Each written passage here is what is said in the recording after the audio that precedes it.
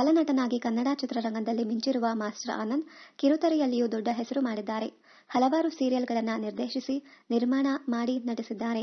ಕಳೆದ 5 ವರ್ಷಗಳಿಂದ ನಿರೂಪಣೆ ಲೋಕದಲ್ಲಿ ಸಖತ್ ಹೆಸರು ಮಾಡಿದ್ದಾರೆ. ಸಿಕ್ಕಾಪಟ್ಟೆ ಬ್ಯುಸಿಯಾಗಿರುವ ಆನಂದ್ ಫ್ಯಾಮಿಲಿ ಟೈಮ್ ಹೇಗಿರುತ್ತದೆ ಎಂದು ಪ್ರಶ್ನೆ ಮಾಡಿದಾಗ ಕೊಟ್ಟ ಉತ್ತರವಿದೆ ಇಲ್ಲಿದೆ ನೋಡಿ. ಮದುವೆ ಆದ್ಮೇಲೆ ಮಾಡಿದ್ದು 3 ಸೀರಿಯಲ್ಗಳು. ಸೀರಿಯಲ್ ಅಂದ ಮೇಲೆ ಸಮಯ ಬೇಕು.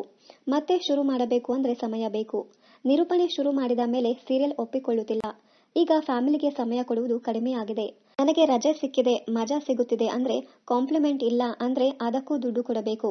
ಯಾವುದಕ್ಕೂ ಟೈಮ್ ಕೊಡದೆ ಏನೂ ಮಾಡಲು ಆಗಲ್ಲ. ಒಂದು ಬೇಕು ಅಂದ್ರೆ ಮತ್ತೊಂದು ಸಿಗಲ್ಲ ಎಂದು ಮಾಧ್ಯಮದ ಸಂದರ್ಶನದಲ್ಲಿ ಆನಂದ್ ಮಾತನಾಡಿದ್ದಾರೆ.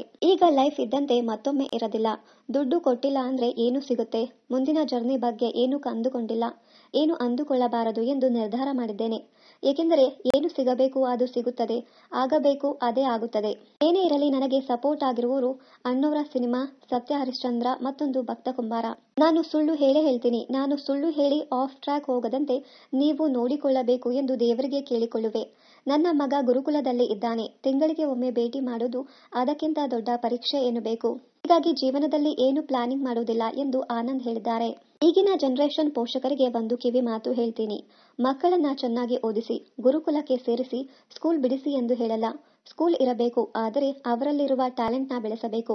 ಓದೇ ಇರುವವರು ಅಣ್ಣವರು ಆಗೋಕೆ ಆಗಲ್ಲ, ಬ್ಯಾಟ್ ಹಿಡಿದರೆ ತೆಂಡೂಲ್ಕರ್ ಆಗೋಕೆ ಆಗಲ್ಲ. ಮಕ್ಕಳ ಜೊತೆಗಿದ್ದು ಅವರನ್ನ ಸರಿಯಾದ ಟ್ರ್ಯಾಕ್ನಲ್ಲಿ ಬೆಳೆಸಬೇಕು ಎಂದಿದ್ದಾರೆ ಆನಂದ್.